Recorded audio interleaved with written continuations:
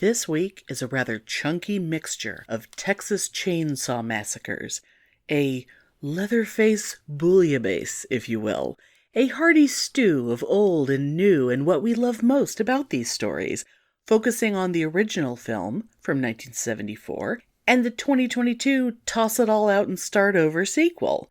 Spoilers galore, you've been warned. On top of that, you're getting a very special springtime Year of the Saints segment. And a side conversation we decided to include where, you'll find out. And real quick before we start, I want to point out that later in the episode, there's a promo for Aim for the Head, which is an awesome Walking Dead podcast. And if you want to hear some of my thoughts about recent episodes of Walking Dead, you should listen to them because they read emails from me a lot. And also, there's a really good chance that on the last Saturday in April, I'm going to be doing a live stream for Walking Dead fans from Texas Frightmare Weekend. More info next time.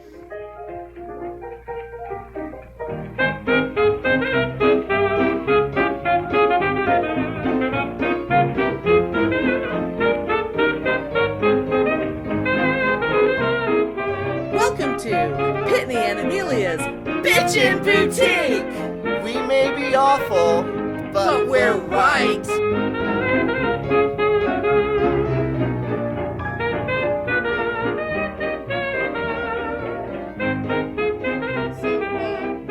I'm very excited to talk about Texas Chainsaw Massacre. Yes. And since I went back and rewatched, I really do think it was the first time I ever watched the first one all the way through, because I realized as I was watching it that it's like, I don't think I really thought I'd seen it, but there were so many parts that I'm like, okay, I don't know this. I haven't seen that one in the original one in a long time because it freaked me out so bad. I don't know that I could watch it again. See, and I think it really freaked me out. I think I just don't. I think I'm sort of protected from a lot of those by waiting so long to see them. Yeah. That, like, nothing about it bothered me at all. Oh, except that the first time I saw it was when we were living next to each other when I was in the duplex. That's the first time I saw it. Really? Yeah, and it freaked me out bad. I thought it was so disturbing, and so it really freaked me out. It really fucked with me. Now, at that point, had we already met the Chainsaw Chicks? I'm trying to... No.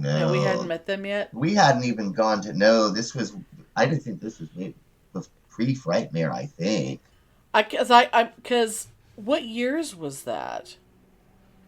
Oh, God. I mean, I was already married. I want to say early 2000s? Well, I was married in 2000, and I moved to the other side. I moved from B to A in, like... Yeah, I'm thinking 2001, 2, or 3, I think. Well, let's see. Yeah, it would have had to have been because you would have moved away by like 2007 or 8. Mm-hmm. Because 7 or 8 was when your side was empty and I was trying to get Amelia to move in. Yeah. That was around then. And then 2009 was when we got Puppy. So mm-hmm. But yeah, that was the first time, and I hadn't seen it since. Now, the new one, it didn't freak me out or disturb me. No. At all. But the original really, really fucking did. Yeah. And I'm afraid to watch it again. I think... Well, it's so funny. Although it was funny when I was watching it, I got on my phone because I was thinking about, because the same weekend that Cult Classics convention was going on down in Bastrop.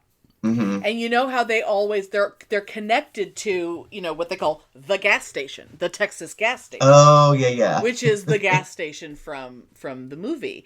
And so I got on Instagram because I follow the gas station on Instagram. And I was curious because I knew it was around Bastrop somewhere, but I didn't really know exactly where.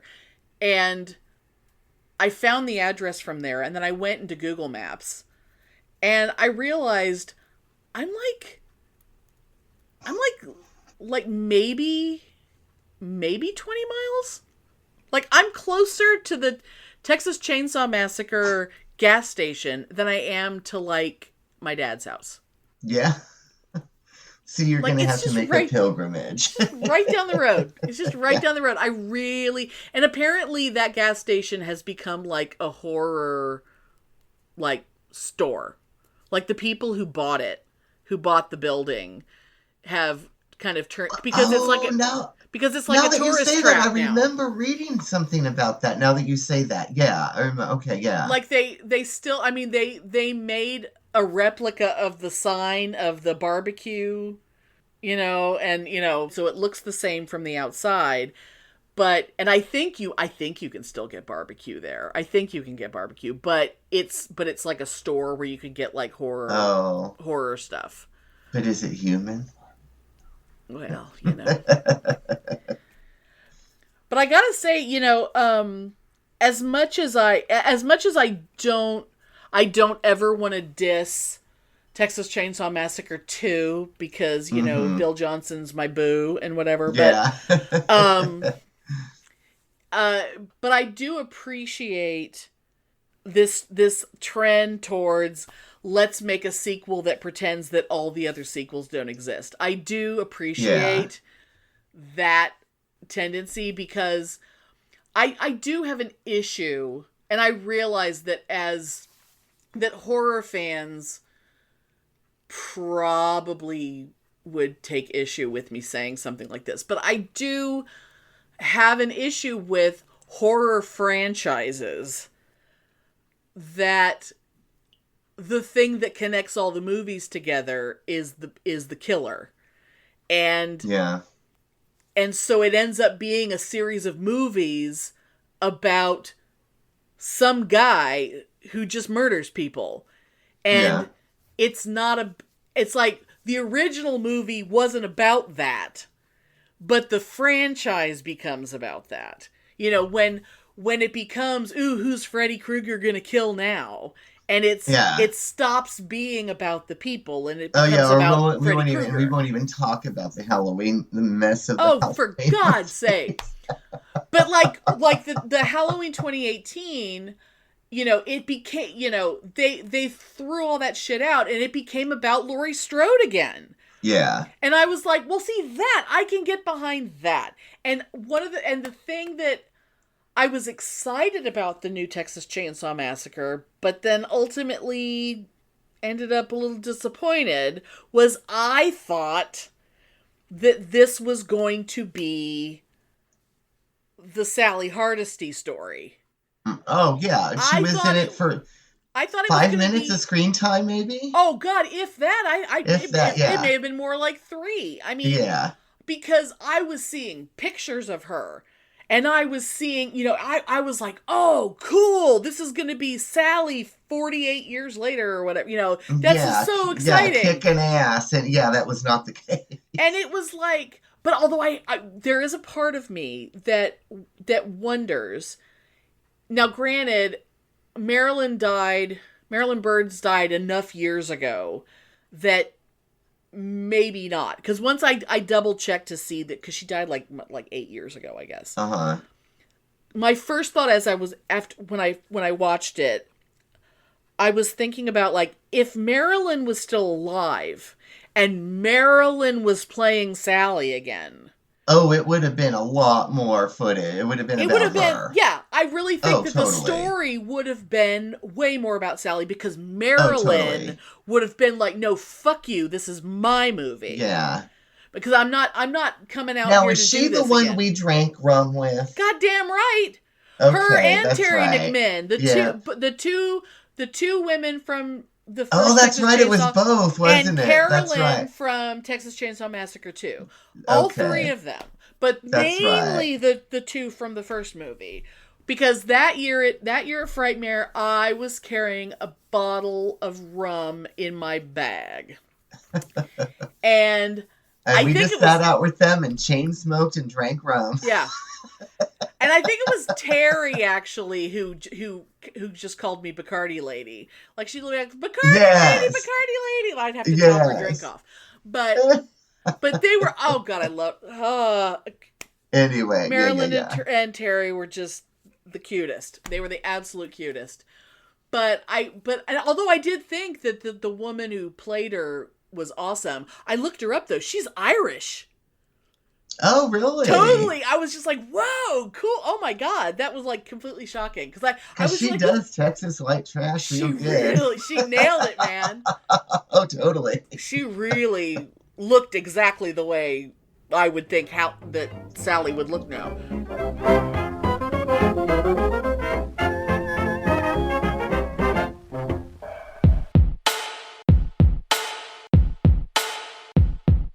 The Bitchin' Boutique. Yes. I think we need to give them a thing, Spike. We can give them a drop that they could play on their show. Yes, I think we've got to find some time and get time to do that. Right now. I think we should do it right now. Look, I'll show you how easy it is, Spike.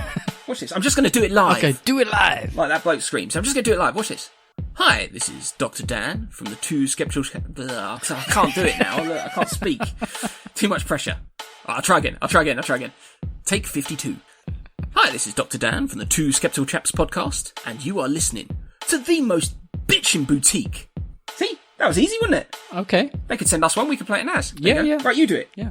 Right, what do you want me to say? Whatever comes to mind. Hi, this is Spike from the Two Skeptical Chaps podcast, who ain't no bitch, but you're listening to the Bitchin' Boutique. Oh, that was good. I hope they use that. Let's see if they cut it and put it in their next show. Diplomatic community.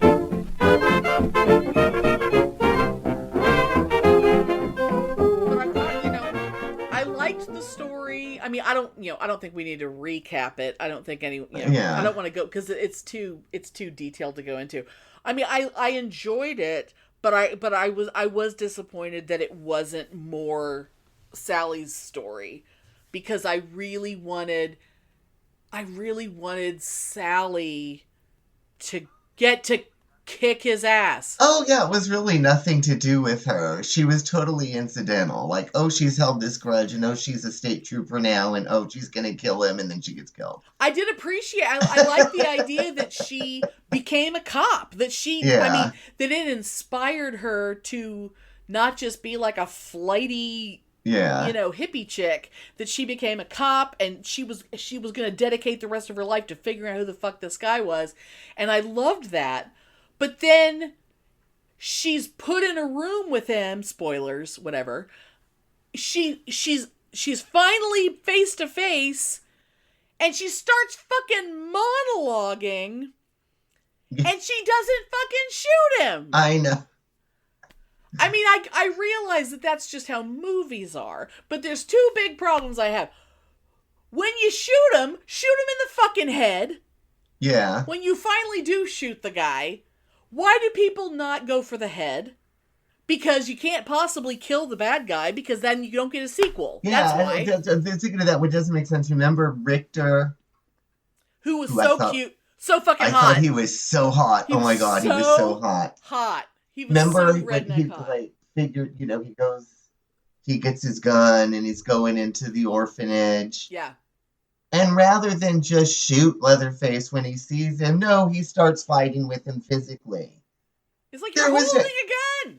In real life, it would have been, see him, shoot him, it's over. There would have been no. Oh, Jesus Christ. Jesus Christ.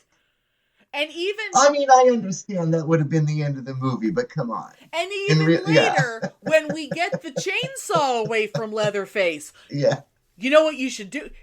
Don't cut his head off or anything. What you should do is caress him gently on the chin, make him bite his tongue a little bit or something. Go poof, like the uppercut with the end of the chainsaw. Don't cut his fucking head off. If you were trying to kill someone with a chainsaw, I really don't think gently bopping him on the chin is the way you're gonna do that. I don't care if he falls over. It's like, God damn it. And also, I mean, okay, how old Sally was. So how old is Leatherface now? Is he like 70? How old is he? Oh, that's true. He has to be. Because even if he was 18, even if they were both, young adults. Yeah. In the original, that was still 1974. And if she's this old, then so is he. Yeah. And how much? Oh, did you realize that the old lady in the orphanage was Alice Krieg? God, I love her. No. And she's going to be at Frightmare this year. I'm very excited. And so is the new Leatherface. They just announced him. I'm very excited.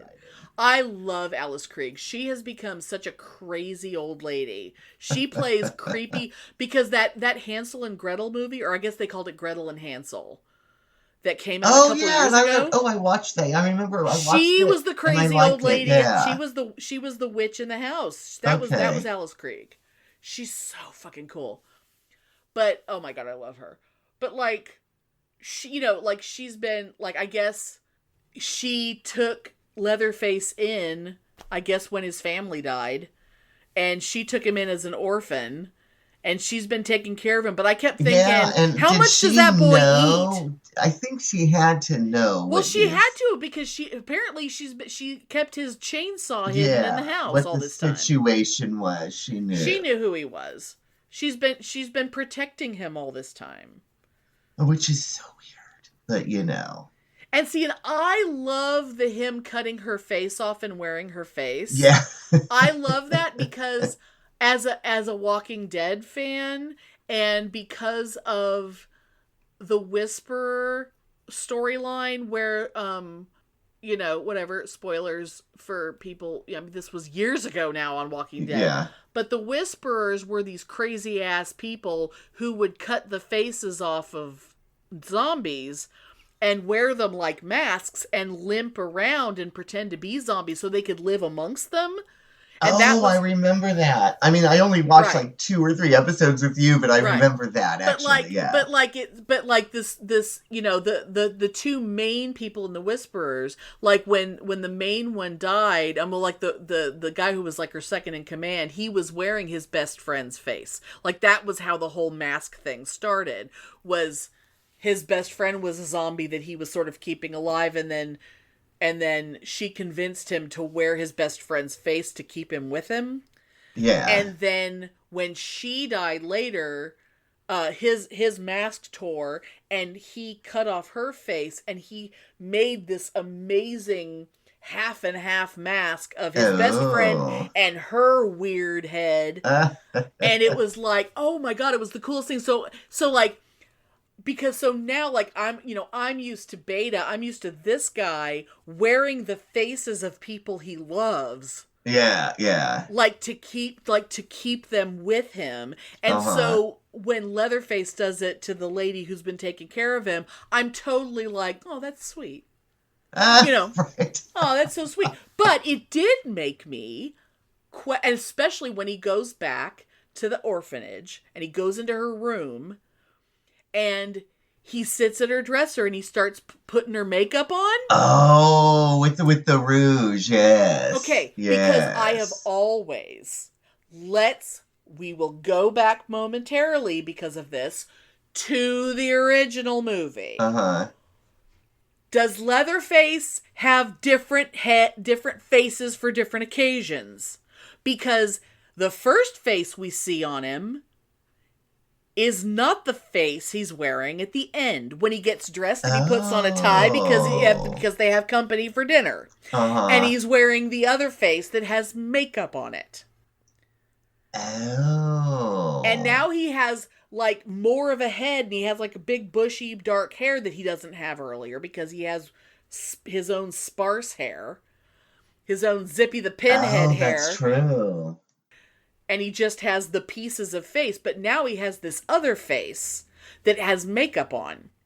And when he's running around at the end and dancing in the road and swinging the chainsaw around, he has makeup on that face. And that always bothered me, because it's like, one of the things that fascinates me about the original movie is how once we get in that house, we don't learn shit about those people. And that there is something awesome about that to me. Maybe he has some weird transvestism thing going on that just puts him in a frenzy. Or like, maybe what if that head was his mommy's face? Oh, that's and true. He puts makeup on it because it's his mommy. Like, we don't fucking know. Yeah. But the PC Leatherface was a completely different face. Yeah. Because the face he's wearing at the end doesn't have all the stitches in it.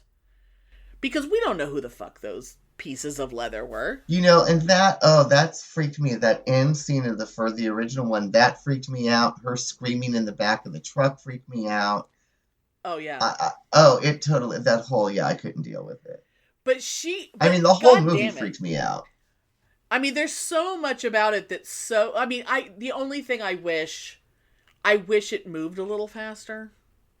Because it does kind of. Oh, the first one? Yes. The original? Oh, yeah, I remember it being kind of, I do remember that. I mean, her friends are really annoying. And I was really glad. Well, the guys, anyway. Yeah. Terry, I didn't mind. Her and her little astrology magazine that she was reading and talking about, ooh, your planet's in Saturn and blah, blah, blah, or whatever. But the guys were all so annoying. And her brother in the wheelchair, it's like, oh, God, I was just so glad when Leatherface shut him up. Yeah, it was the time. It was the times.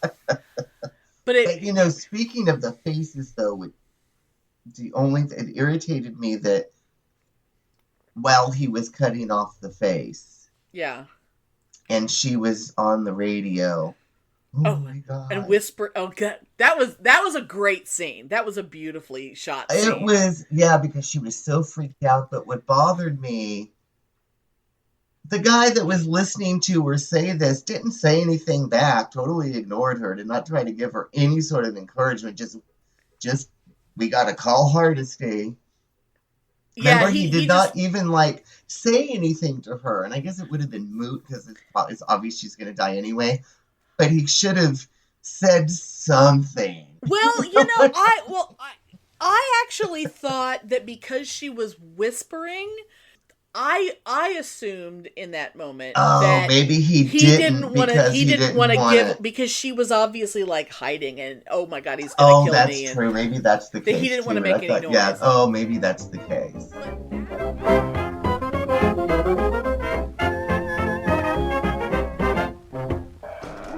Now there's about 20 of them out there. What will we do? Don't worry, we're safe in here. They'll never get in. Why is it that in every zombie story, people always think that their safe haven is invulnerable? I know. It's like, hello, the walkers are totally gonna get in. You better get ready for it. No! Diane, get behind me. No, it's not stopping. Do something, Jack! And another thing, how come nobody in a zombie story has ever seen a zombie story? Do you know how much time in human life would be saved if just one person in the group was up on the genre? What do we do? Aim for the head. What? Aim for the head. You heard them. Aim for the head. Quick, Diane, I think we should try and fix the barricades. I think we should listen to them. Now, that's the first good idea they've had all episode. I still don't think they're gonna make it. Aim for the Head, a weekly podcast covering the hit AMC programs The Walking Dead and Fear the Walking Dead. Join hosts Diana and Steve as they recap and discuss the latest episodes. Aim for the Head, available on iTunes. You can also follow them on Facebook.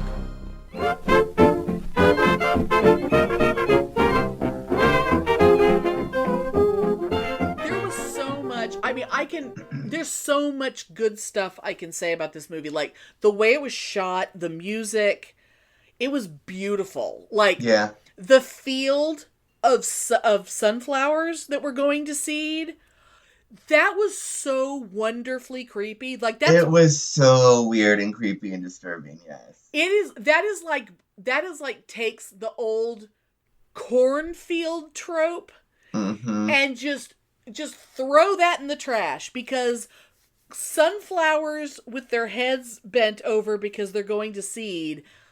I've never seen a field of them like that. I've seen a few of them. Yeah. But I've never, I mean, obviously that's what it would look like, but I've never seen it before. Yeah, and I thought that was cool. It was so fucking amazing looking, and it was so effective as like, it's like you can kind of hide in it, but not quite, because it's just sunflower stalks. It's not thick like corn stalks. I loved the way they used like the mirrors, like the side view mirrors in the car and the trucks. Oh, yeah. They just did such a beautiful job at framing shots and the lighting and like all the fucking hipster yuppie assholes. I loved watching them all die. Yeah. The way they were in their little party bus that had all the weird blue light. I did actually like Dante.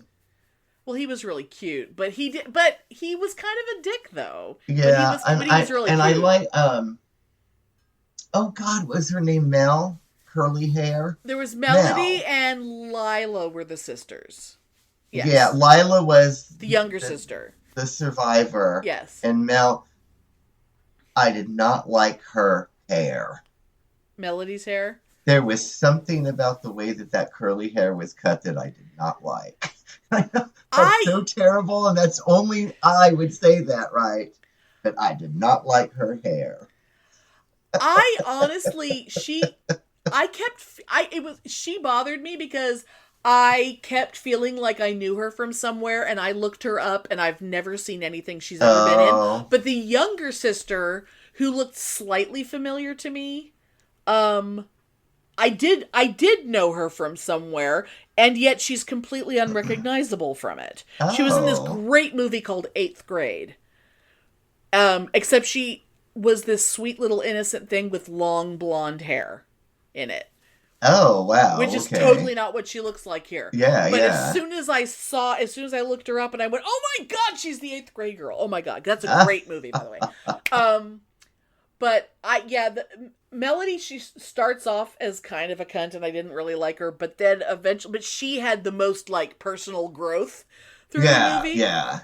But I was really kind of that final scare of thinking they both were getting away, and then him just pulling her out of the sunroof of the car and just. See, that's how you kill someone with a chainsaw, motherfuckers. And just standing there holding her head. That was a good scare. I mean, I don't get scared that often by movies. You know, unless it's just like your standard jump scare, because I get startled easily. But that was a holy shit, because I did not see that coming. Oh, yeah, like the jump scares, I'll startle, but they don't stick with me. Right.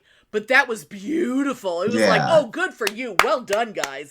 Yeah. But nothing in that movie is going to, like, stick with me to keep me from sleeping. No. That's not to say that I didn't enjoy it, because I really did. I did, too. I thought it was really, really good. Whereas, like, the first one fucked with me where I couldn't sleep, and I won't see it again. It scared me on the level of The Exorcist scaring me when I first saw it. See, and I think it's because, like, movies scared me when I was really young. Like, The Omen scared me. Yeah. But I was also really young when I saw it. Yeah. You know, and, like, you know, things like The Pit and the Pendulum scared the complete fuck out of me when I was, like, 10. Mm-hmm. But when I see things as an adult, they don't... Well, I mean, there's every so often there'll be something that gets in my head. Like, the fucking Blair Witch Project, as much as I hate to admit it, it didn't scare me while I was watching it, but it got in my fucking head. It scared the fuck out of me afterwards, yeah. For a couple weeks after it, every night I would wake up in the middle of the night and think I saw someone standing in the corner of my room every fucking night. I know. My thing was, weeks. I remember I saw it at Dobie. I know you saw it in my house. Yeah. Because we watched it on Halloween one night. Yeah. Yep. But the first time I saw it at Dobie. Yeah. With, my ex that I lived on Woodrow with. Yeah. And I guess he must have been, I don't know if he went to visit his parents or went to a conference or something, but I remember he was out of town. And that first night, I remember I slept with the bedroom door open, and I was afraid to go to the bathroom because I was afraid to open the door that there'd be a pile of rocks outside my door. Inside the house? Yeah, that movie really scared me. Oh my God.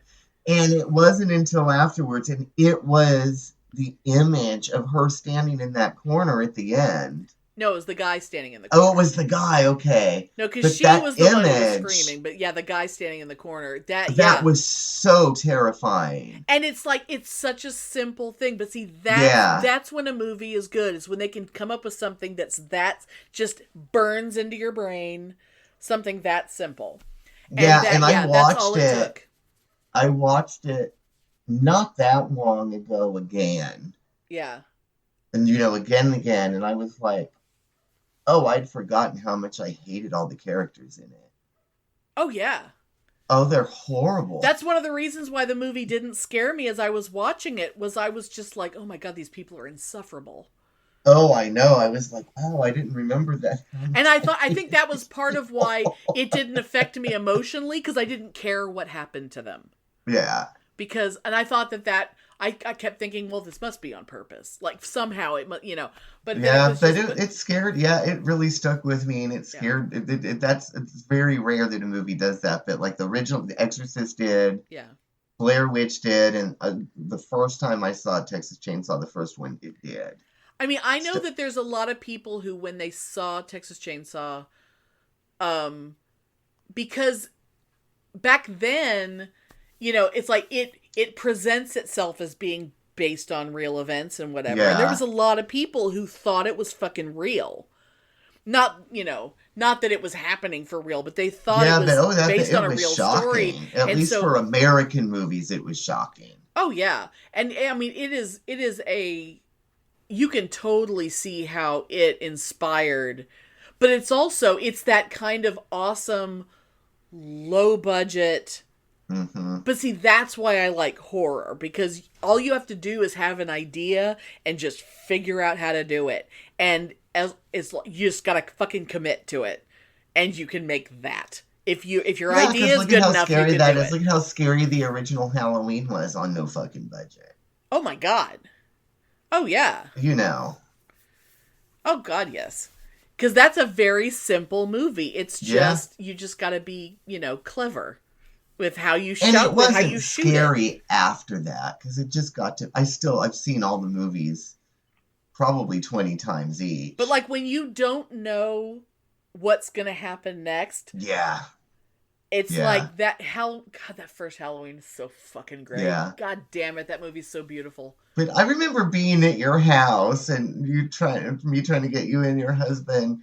Oh my God, they're showing Halloween 4 again. Both of you are like, hell no. Why? Why would I want to watch that? I will watch those movies over and over. Isn't that one of...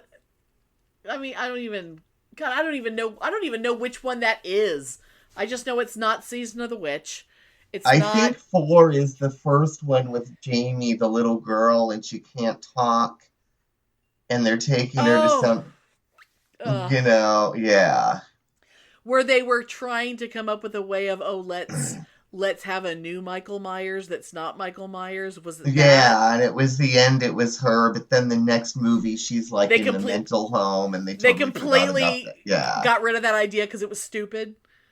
But he has some kind of psychic control over her or something, but then that's when you learn that he's being controlled by a satanic cult or something. This is why franchises are dumb.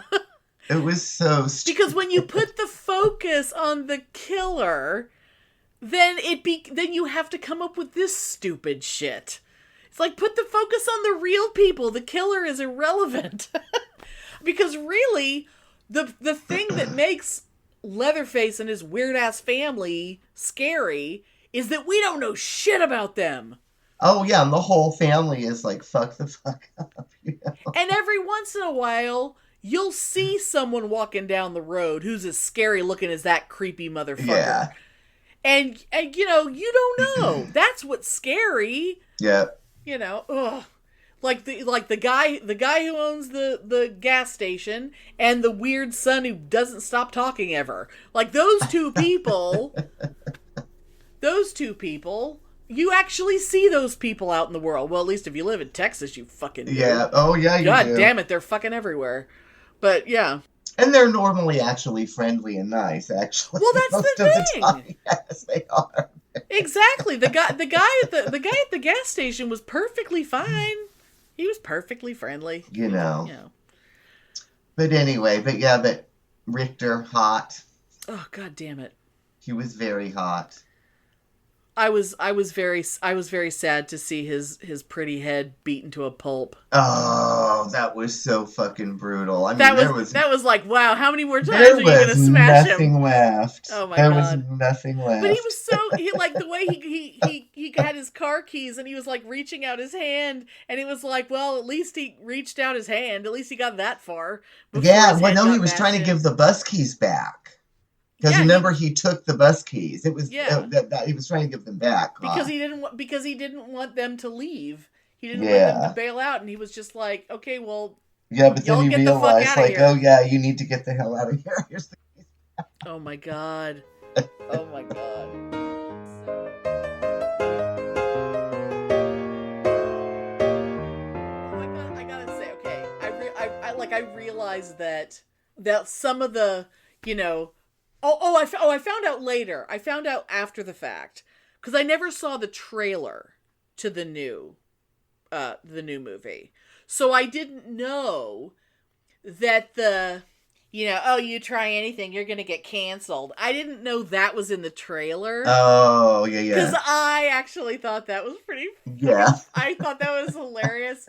In the sense that it was like, oh, of course these assholes are all gonna put up their fucking phones. Yeah. Of course they are. And I realized that people who are younger than us, because, okay, I listened to Happy Horror Time, and they were talking about the movie. Uh-huh. And they had the girl from Let Me Tell You Something, Bitch. They had her on there. And they were all talking, because they're all younger than us, and they were talking about how, is that what they think we're like? That we would all just be immediately, like, streaming it live on Instagram? And I'm in my car listening to them, and I'm going, yes, exactly what we think. Sorry, guys. Yeah, that's totally what I think. Sorry, guys, that's totally what we think of people your age. I'm sorry. And how many times have I said on this show, in any context, how much I hate people with their goddamn phones in the air. Yeah. I must have said that 50 times on the show. Because of course totally every single one of them picked up their fucking phone. And whole time. I loved the shot of the phone, the shot of the phone, the streaming video with people making comments, and the phone falls on the floor and Leatherface steps over it. That was another shot, just a beautifully framed shot, and it was just, there was so much like that it was just like, there was a lot of really good kills. There was a lot of good, you know. I wasn't too upset about like the sewer pipe getting cut through, although goddamn, that's a sharp chainsaw to cut through, you know, the floor joist without making the floor fall in, and cut through the sewer pipe. I mean, I've had sewer pipes break in a house. You know, but you know, it takes a lot. And I will say, in closing about the movie though, I'm shocked. I've looked online, horrible fucking reviews. Not just reviews, but fan reviews. It's just... I'm shocked. Like, horrible. All I've seen that was bad horror, was people, though. There were people saying that it was too gory, and other people saying it wasn't gory enough or something. Like, I haven't seen a lot. Like, oh, it just irritates me. Why people just like... It is what it is, with the fact that they expect. And you know what? If you watch it, yes, you did enjoy it. Shut up. Because you did enjoy it. And I'm sorry, compare it to any of the other sequels to Texas Chainsaw Massacre, and you're going to have a problem with this one? Yeah. It's like, shut the fuck up. Yeah. This was fine. It was great. It was a great idea. Did you watch it? Yes. Did you enjoy it? Yes. Shut up. You liked it. Exactly. And honestly, if it had played in theaters, people would have been cheering. Oh, totally. There were so many moments in the movie that I kind of was like, even though I don't tend to see horror in theaters, because I like to see it like in the middle of the day, usually, you know. Also, I don't go to theaters anymore because, you know, I don't want to breathe air with other people. Oh, God, I haven't been in theater Yeah. But truly, there were so many moments in this movie where I was just like, God, if I was in a theater full of people, this would be so much more fun. Being in a room full of people that was cheering and clapping right now. Having someone shoot someone who deserves to be shot. You know, having someone kill that annoying motherfucker and they've finally been shut up. Those are great moments. You want that. And that's totally different than laughing at something that's not funny, right? Oh my Lord, yes. Anyway.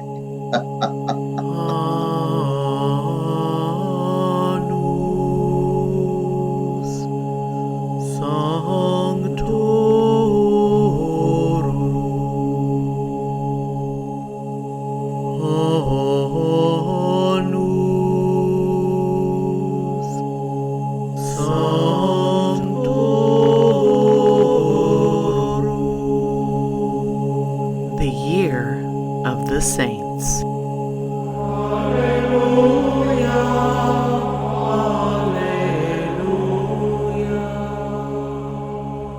Happy spring, everyone. You know what I love most about spring? Gardening. Guess it's 'cause I'm such a hoe. Come on, I had to. And who's the patron saint of gardeners? I know you're all picturing that statue everybody's grandma has in her garden of St. Francis, but no, he's the patron saint of animals and the environment. Gardening is the jurisdiction of Saint Fiacre, an Irish priest and hermit who was known for growing vegetables and medicinal herbs, and once miraculously plowed a long trench just by drawing a line on the ground with his walking stick as he strolled along. And, like a lot of saints, his patronage casts a wide, weird net. Not just gardeners, but plowboys and florists, pewterers and tile makers, and taxicab drivers. In fact, there's a sort of horse-drawn carriage used as a cab for hire that's known as a fiacre cab. Another thing related to him being the patron saint of taxi drivers is that he's also the patron saint of those who suffer from hemorrhoids, anal fistulas, and okay, here's the thing. Dude was a healer, but he wouldn't go near a woman. Maybe because a woman once said he was practicing witchcraft. Anyway, no girls allowed in the hermitage. So, probably because of that, Saint Fiacre is the patron saint of dick disease. Like venereal disease, specifically of the doink. And I bet you're thinking that's where I'm gonna leave you. But you would be so wrong.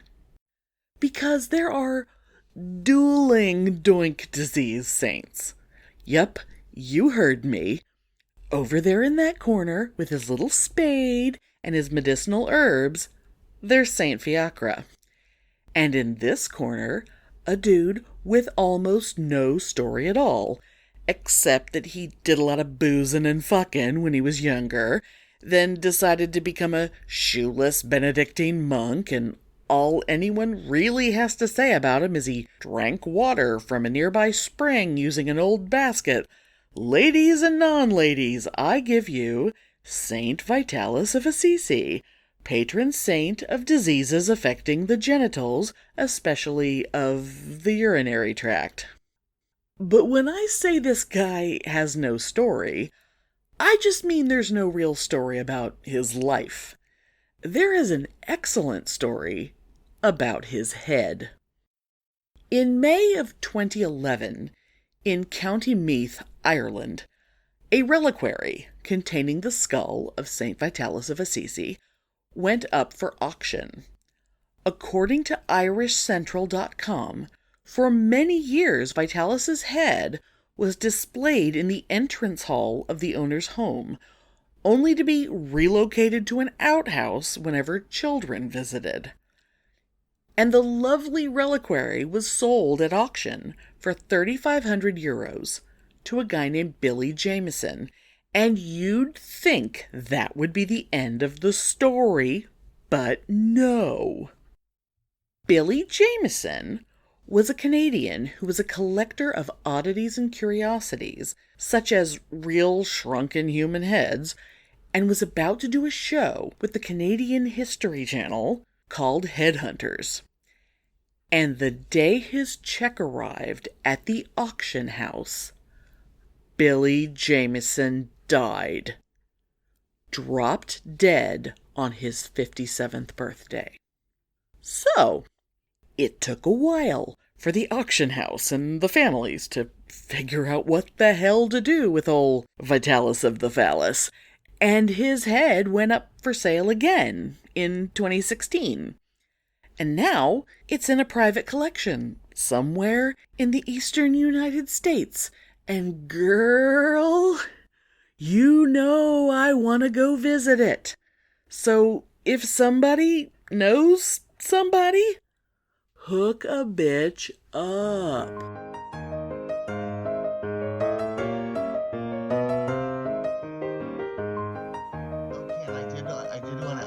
Watch all the video, but I do want to talk about the gay bar murder mystery video, but not yet. I don't remember what that is. Yeah, because you sent me a couple things, some YouTube videos of like gay TV shit.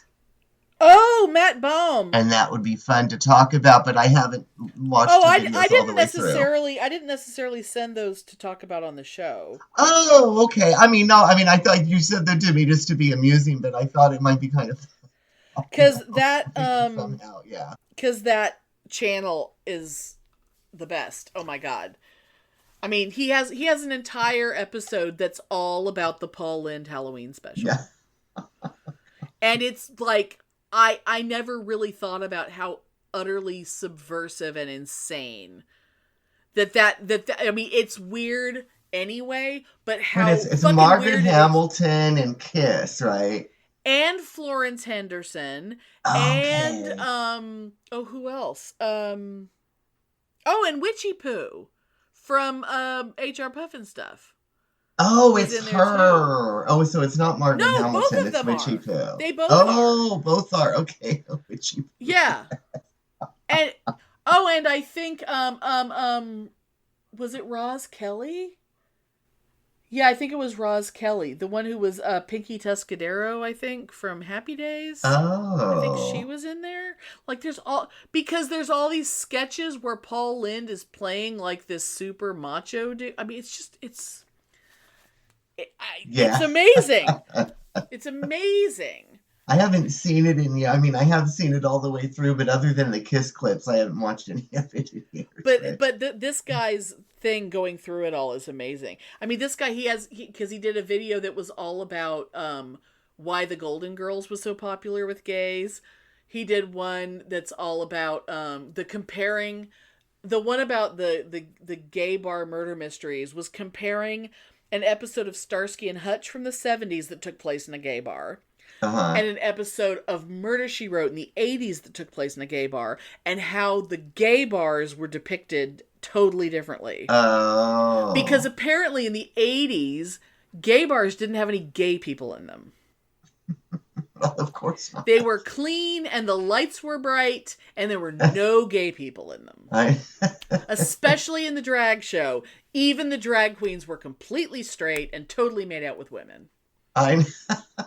It was amazing. But it was also about how Starsky and Hutch was such a gay positive show.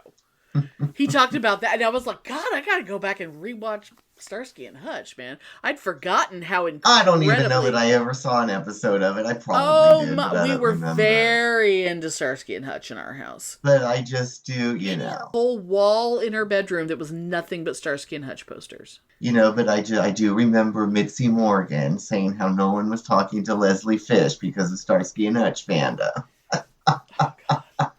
I mean, I'm sure it couldn't hold a candle to Hardcastle and McCormick fandom. Yeah, which I've never forgotten about that conversation because it was so stupid. I just, you know, some people want a time machine because they want to go back and kill Hitler. I want a time machine because I want to go back and find out what the fuck they were talking about. Oh, I know. I want to know exactly what they were talking about when they were talking about Starsky and Hutch fandom in the Bay Area. I should write to Leslie Fish on Facebook. So what was your connection with Starsky and Hutch fandom in 1982? It's just amazing. Oh my God. She would probably think I was insane. She'd probably write me back and be like, what the fuck are you talking I don't know. She might have been so into Starsky and Hutch fandom that she's like, oh my God, I'm so glad you asked. And then she would talk for like 3 hours. Maybe, I don't know, but it fits. Because how is there not just entire websites that are nothing but old fanzines about Starsky and Hutch? How? Oh, they might be out there. I've never seen any of it, but I'm sure, you know, someone should be out there scanning all the old zines, the old Starsky and Hutch zines. Oh God. And do you think there was a zine that was called the Torino? Oh my God, maybe there was. Because, you know, that was the kind of car was the Torino. Oh my God.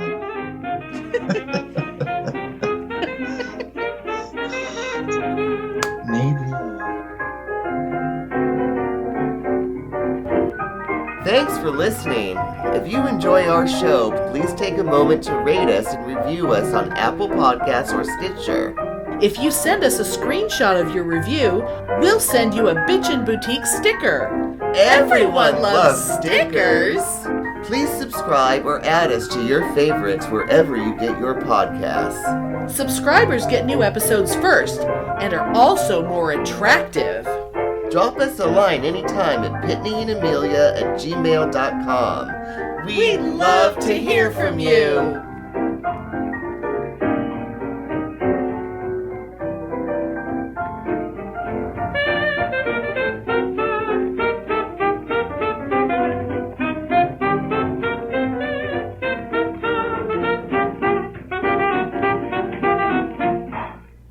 I didn't know you were dead until you didn't get out of the coyote.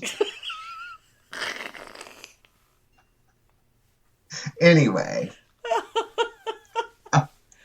Oh my God. Oh.